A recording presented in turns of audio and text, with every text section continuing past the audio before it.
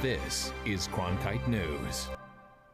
Good afternoon and welcome to this Cronkite News Update. I'm Imelda Mejia. Thanks for joining us. El presidente Barack Obama estuvo aquí en el Centro Médico de Veteranos el 13 de marzo para hablar con un grupo selectivo para mirar qué más podía hacer el centro médico para asistir a los veteranos. Al pesar que han pasado años desde el maltrato hecho por los agentes de Border Patrol, los afectados aún siguen aclamando justicia. Arizona Border Patrol officials say the towers will allow them to see. After graduating high school, Christian Arcega went on to ASU to become an electrical engineer, but his dream was cut short. Using only state and federal RICO funds, the Sierra Vista Police Department was able to obtain this Bearcat. El presidente Barack Obama llegó acompañado de sus agentes secretos y así se fueron a su destino.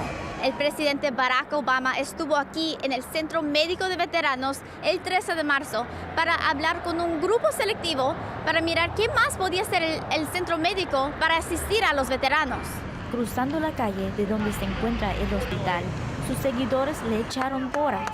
Y al igual también aquellos que se oponen a su política hicieron conocer su voz. Estamos aquí para que les ayuden a ellos y nos ayuden a nosotros y que vean que realmente nosotros, a pesar de que fuimos héroes de la guerra, nos están abandonando totalmente. Pero los gritos no detuvieron al presidente. Ángel Juárez, el secretario del grupo de veteranos conocido como el American Legion, fue uno de los que habló con el presidente a puertas cerradas. Tuvimos la oportunidad de pedir consejos, pedir información de los líderes que estuvimos allí, de parte del American Legion, por uno, y otros interesados. Siendo él mismo un veterano, Juárez dice que las injusticias del hospital contra los que han servido al país ha sido un golpe duro. Cuando levanta la mano y dice, voy a servir por esos años, el soldado solo no sirve, sino su entera familia.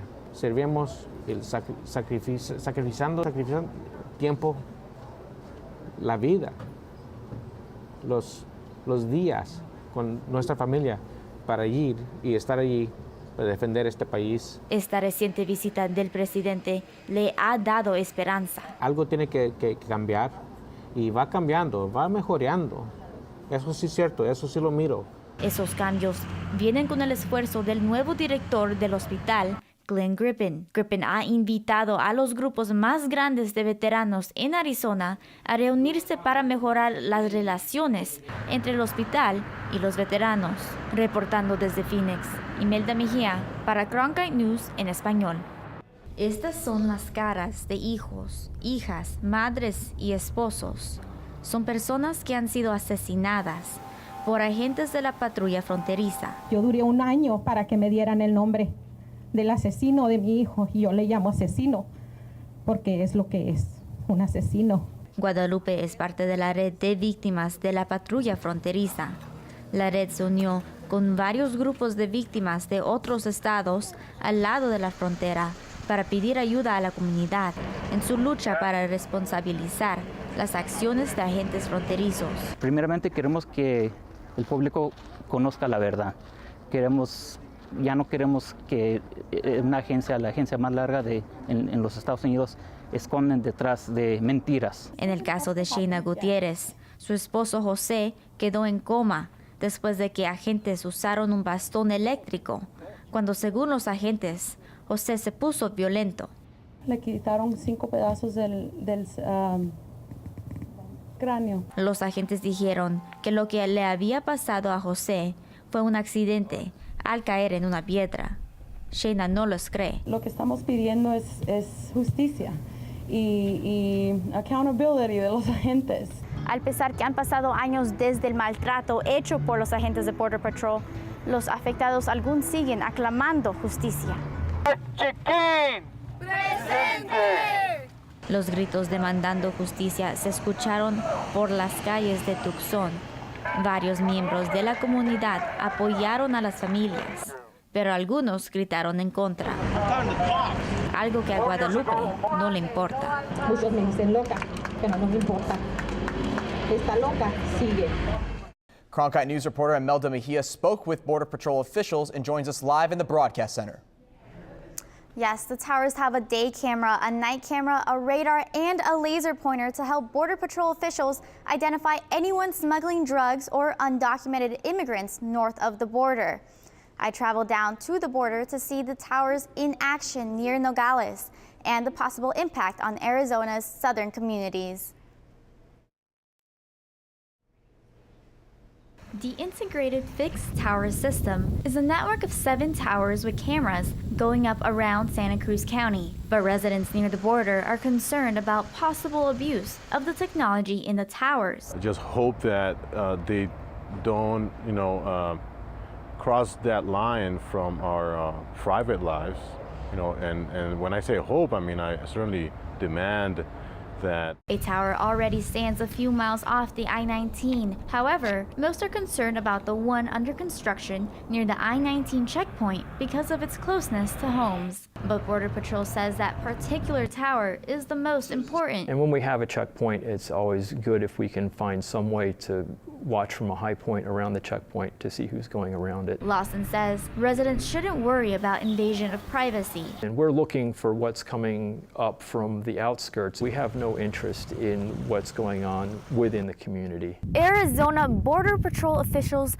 say the towers will allow them to see a larger area instead of being concentrated to a tiny little area they would be seeing if they were on foot, by vehicle, or by helicopter. With the GPS in the towers, agents will know the exact spot of smuggling activity. The advantage of these towers is that the signals from each one of them is being sent to the Nogales Border Patrol station so that one agent can look at the outputs of several towers at the same time. However, the towers are not expected to be effective for long. Ultimately, what will probably happen is we'll have a lot of success with these cameras and radar systems until our adversary figures out exactly what they have to do to work around them, and then it's always a game of cat and mouse. Border Patrol said it will be ready with a plan B when that time comes. The towers will be tested to make sure they are working properly before more than the proposed 7 are built. U.S. Customs and Border Patrol officials say they hope to have all the towers up by the end of 2016. But they acknowledge that time frame is an aggressive schedule and plans could change depending on how testing goes.